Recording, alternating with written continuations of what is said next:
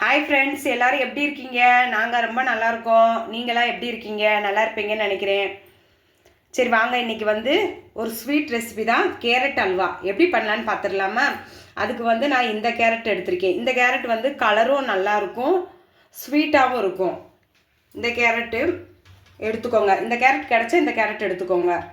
3/4 litre பால், காய வச்ச பால் 3/4 litre, உலர் திராட்சை, பால் பவுடர், முந்திரி பருப்பு, ஜீனி, நெய், 1 ஸ்பூன் ஏலக்காய் பவுட்ரு. அவ்வளோதாங்க இதுக்கு தேவையான பொருள்.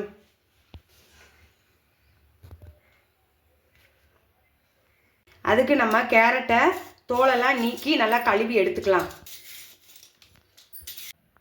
கேரட்டை நல்லா தோல் சீவி கழுவி எடுத்துட்டோம். இதை நம்ம இப்போ துருவி எடுத்துக்கலாம்.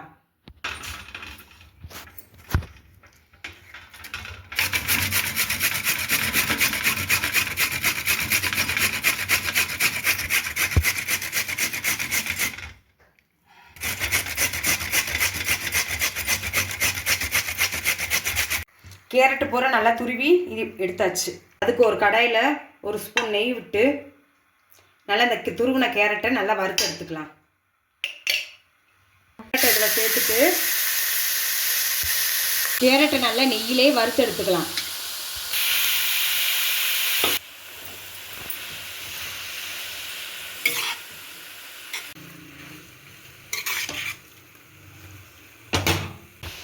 கேரட் நல்லா வதங்கினதுக்கப்புறமா இதில் பால் சேர்த்துக்கலாம்.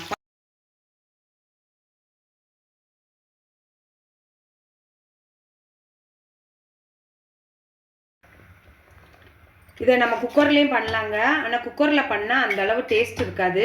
இப்படி பாத்திரத்தில் பண்ணுறப்ப தான் இதோட டேஸ்ட்டு செம்மையாக இருக்கும்.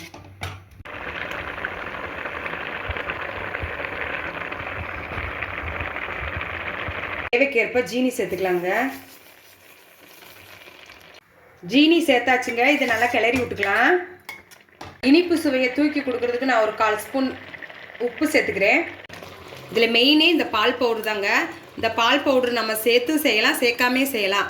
ஆனால் இது இந்த பால் பவுடரை நம்ம சேர்த்துக்கிட்டோன்னு வச்சுக்கோங்களேன், நம்மளுக்கு ஹோட்டலில் கிடைக்கிற டேஸ்ட்டு அப்படியே இருக்கும். பால் பவுடர் சேர்த்துக்கலாம், 2 ஸ்பூன் பால் பவுடர்.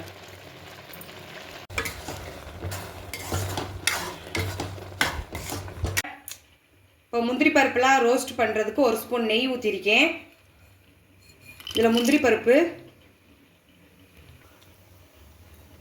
உலர் திராட்சையும் சேர்த்துக்கலாம். இதில்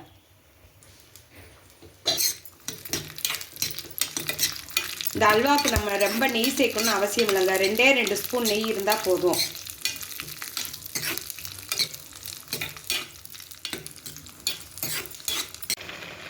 தாளித்து வச்ச முந்திரி பருப்பு, கிறிஸ்மஸ் பழத்தை இதில் சேர்த்துக்கலாங்க.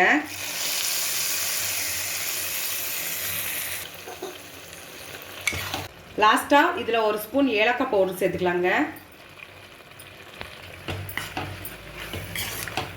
நல்லா கிளறி விட்டுக்கலாம்.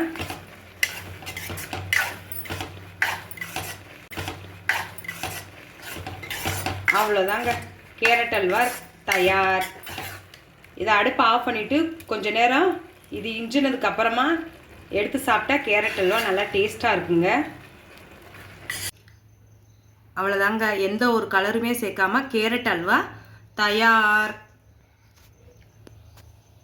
இது நம்ம இன்றைக்கி சாப்பிட்றத காட்டிலையும் இதை ஃப்ரிட்ஜில் வச்சு நாளைக்கு சாப்பிட்றப்ப இன்னும் செம்ம டேஸ்ட்டாக இருக்கும்.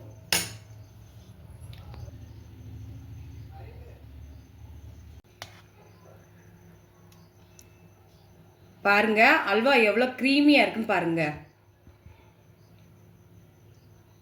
இதை இப்போ டேஸ்ட்டு பார்த்துடலாம். செம்மையாக இருக்குங்க இந்த டேஸ்ட்டு. ஹோட்டலில் சாப்பிட்ற மணியாக இருக்குது. மிஸ் பண்ணாமல் அது பால் பவுடர் மட்டும் சேர்த்துக்கோங்க.